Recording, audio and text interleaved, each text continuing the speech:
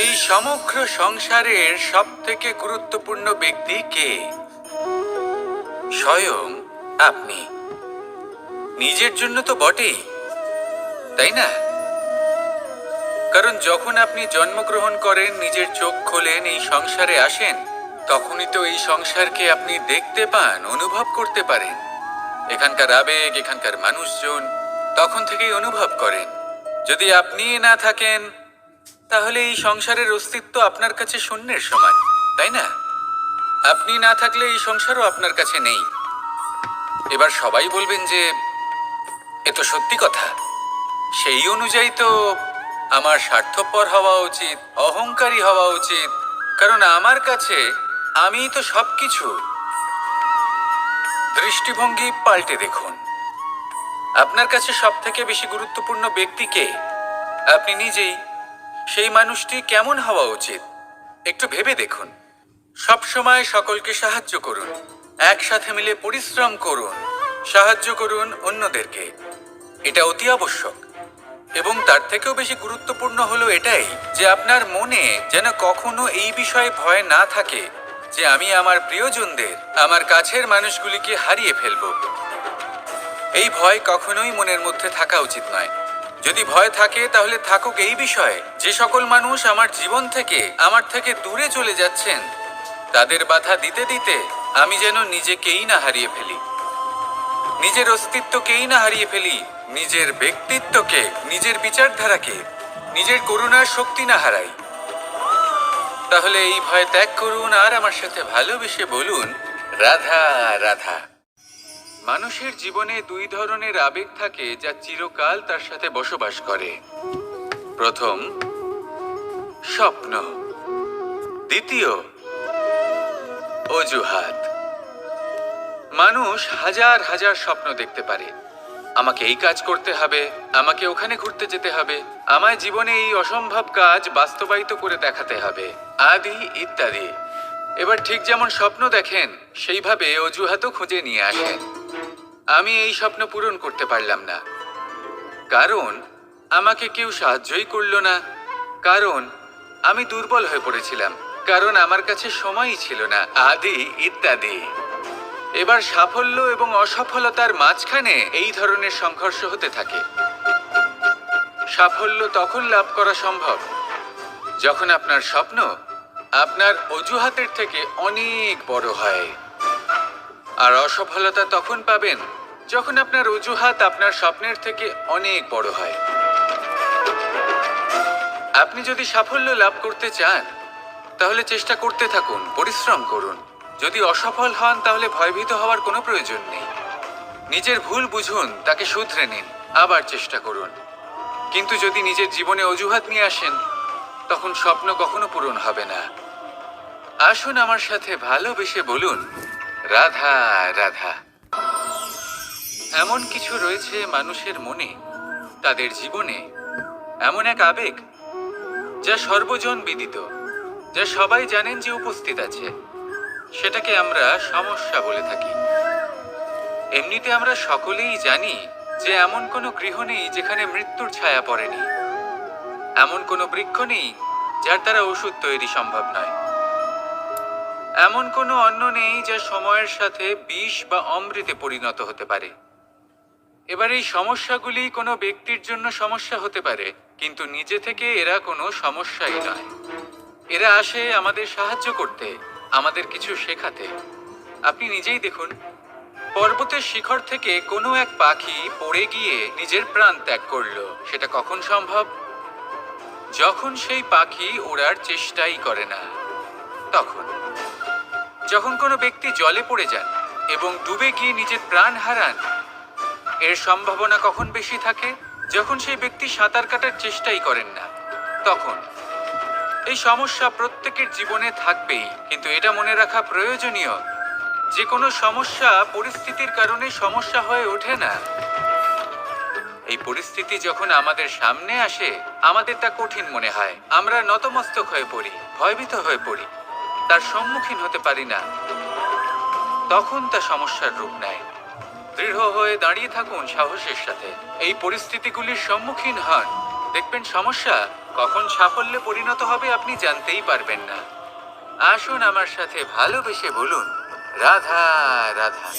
দীপাবলি আমাদের সবথেকে বড় উৎসব। শ্রীরাম রাবণকে পরাস্ত করে 14 বছরের বনবাস কাটিয়ে আবার অযোধ্যায় ফিরে এলেন অমাবস্যার রাত্রে। অযোধ্যায় সবাই খুব প্রসন্ন ছিলেন, খুবই উৎসাহিত ছিলেন। অযোধ্যায় সহস্র প্রদীপ প্রজ্বলিত করা হয়েছিল এই উৎসবে। একে আমরা দীপাবলি বলে থাকি। এবার এই বিষয়ে আমরা সকলে জানি। আপনি কি এটা জানেন যে শ্রীরাম বাস্তবে অমাবস্যার এক রাত আগেই অযোধ্যায় পৌঁছে গেছিলেন? সবার সামনে অমাবস্যার রাতে এসেছিলেন। এর কারণ কি? শ্রীরাম প্রমাণ করতে চেয়েছিলেন যে যে কোনো সময়, দিন হোক বা রাত, শুভ বা অশুভ হয় না।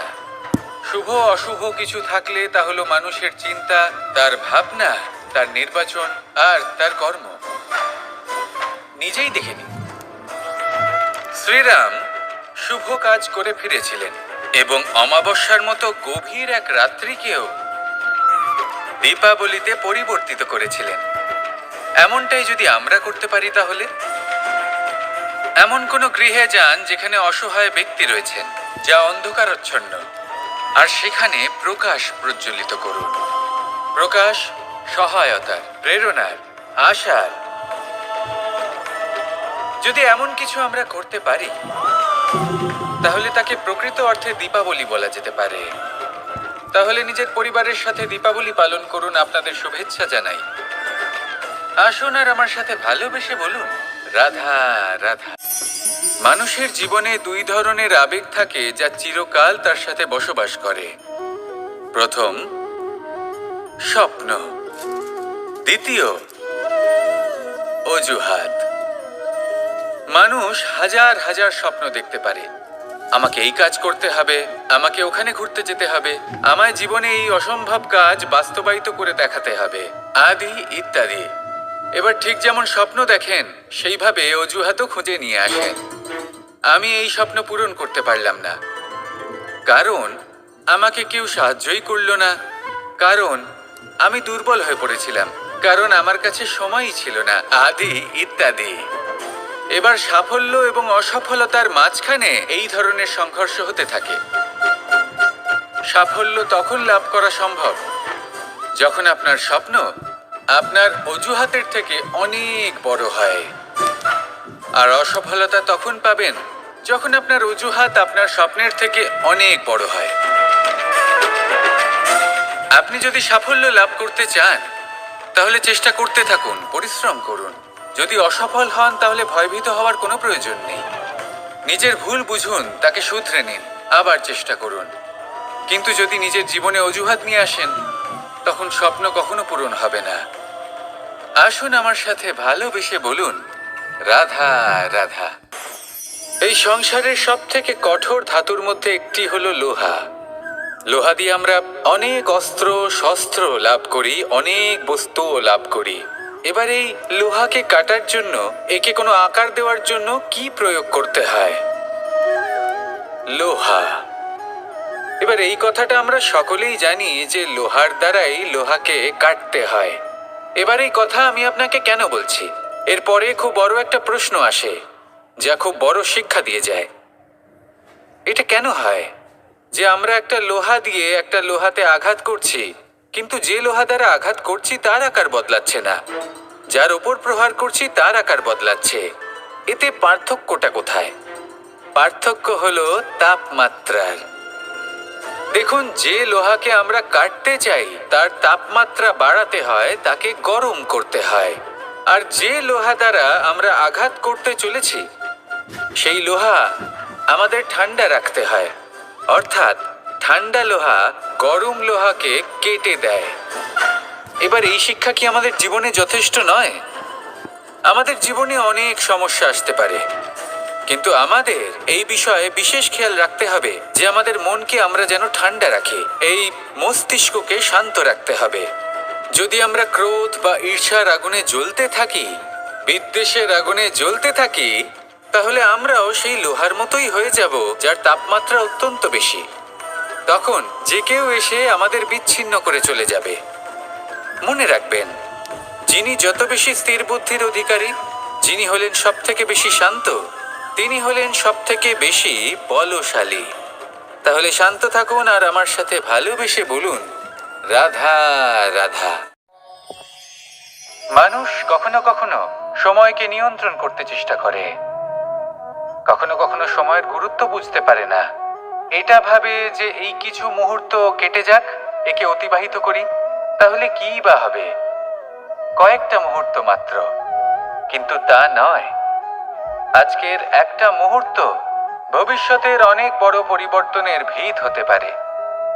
আজকের একটা মুহূর্ত আপনার ভবিষ্যৎকে উজ্জ্বল করে তুলতে পারে। সেই জন্য ছোট ছোট মুহূর্তগুলিকে অদেখা করবেন না। সময়কে কাজে লাগান, পূর্ণরূপে কাজে লাগান।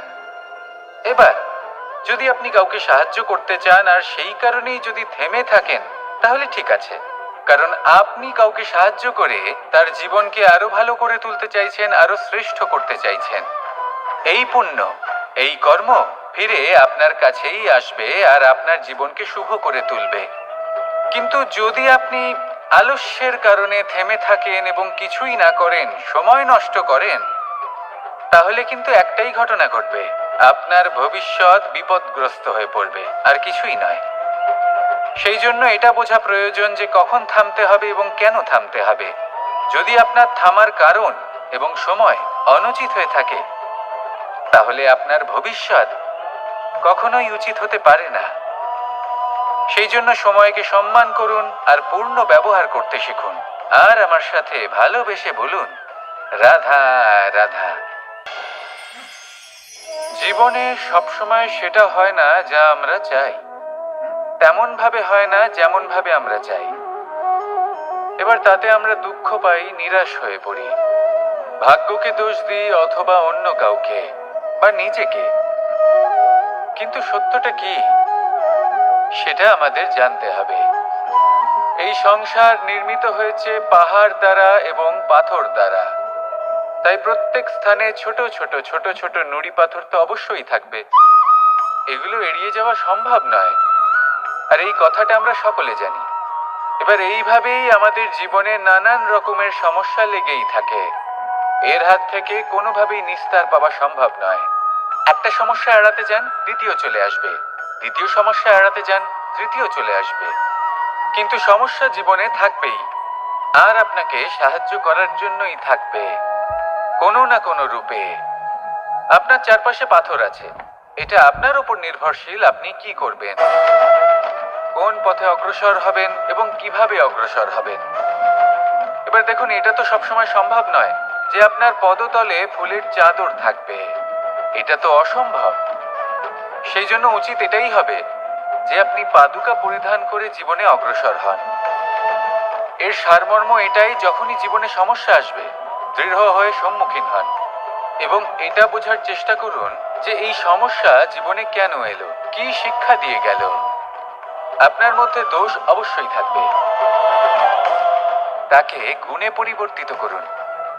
এই জীবন আরো বেশি সহজ সরল হবে এবং প্রসন্ন হয়ে বলবে, রাধা রাধা। মানুষের দুটো রূপ রয়েছে, এক আমাদের এই মুখ যা শুধুই চোখে দেখা যায়, আর দ্বিতীয় আমাদের এই মন যা শুধুমাত্র অন্তরাত্মা দ্বারা দেখা যায়। এবার আমাদের এই মুখ তা ঈশ্বর সকলকেই আগে থেকেই প্রদান করেছেন, কিন্তু এই মন কেমন হবে তা আমাদের জীবনের অনুভূতি এবং আমাদের জীবনের লক্ষ্য এগুলি সুনিশ্চিত করে। অর্থাৎ নেত্র দিয়ে দেখা যায় আমাদের এই মুখ, তা শুধুই এই কারণে প্রয়োজন যাতে সংসার আমাদের দেখতে পায়, আমাদের চিনতে পারে। কিন্তু যদি এই সংসারে আপনি প্রকৃত অর্থে মান সম্মান লাভ করতে চান, তাহলে নিজের অন্তরাত্মাকে আপনাকে বিকশিত করতেই হবে। দেখুন, কথায় আছে এই যে অসুর, তা শারীরিকভাবে উপস্থিত নয়, তা মনের মধ্যে থাকে। যদি এই মন থেকে অসুরকে বের করে দেওয়া যায়, তাহলে শরীরে তা উপস্থিত থাকবেই না। তাই মনকে শুদ্ধ করুন আর আমার সাথে ভালোবেসে বলুন, রাধা রাধা। পরিশ্রম, এই শব্দগুলি শুনতে হয়তো ছোট মনে হয়, কিন্তু এর মূল্য অনেকটাই অধিক। এবার প্রয়াসও কিন্তু দুই ধরনের হয়। একটা প্রয়াস তাই যা আমরা নিজের মন থেকে, অন্তর থেকে সমগ্র শক্তি দিয়ে করার চেষ্টা করি। এবারে এই প্রয়াস প্রচেষ্টার নামান্তর। কিছু প্রয়াস এমনও হয় যেমন দ্রুতক্রীড়া খেলা। মানুষ বলেন, আজ একটু প্রয়াস করি, একটু দ্রুতক্রীড়া খেলেই দেখি, যদি বিজয়ী হই তবে ভালো ব্যাপার, যদি না হই তবে আর কখনো খেলবো না। এটাও কিন্তু প্রয়াস, কিন্তু এই প্রয়াস পরিশ্রম নয়।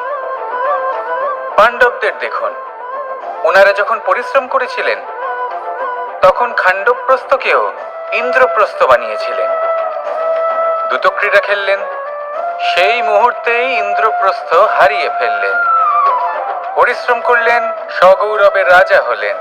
দ্রুতক্রীড়া খেললেন, তখন এক মুহূর্তে রাজা থেকে নিঃস্ব হয়ে গেলেন। সারমর্ম এটাই যে দ্রুতক্রীড়া কখনো কখনো আপনার মিত্র হতে পারে, কখনো সে আপনাকে বিজয়ী করতে পারে, কিন্তু প্রয়াস এবং পরিশ্রম যখন একসাথে মিলিত হয় তখন তা সর্বদাই আপনার সাথে থাকে। প্রয়াস করতে থাকুন, পরিশ্রম করতে থাকুন, আর আমার সাথে ভালোবেসে বলুন, রাধা রাধা।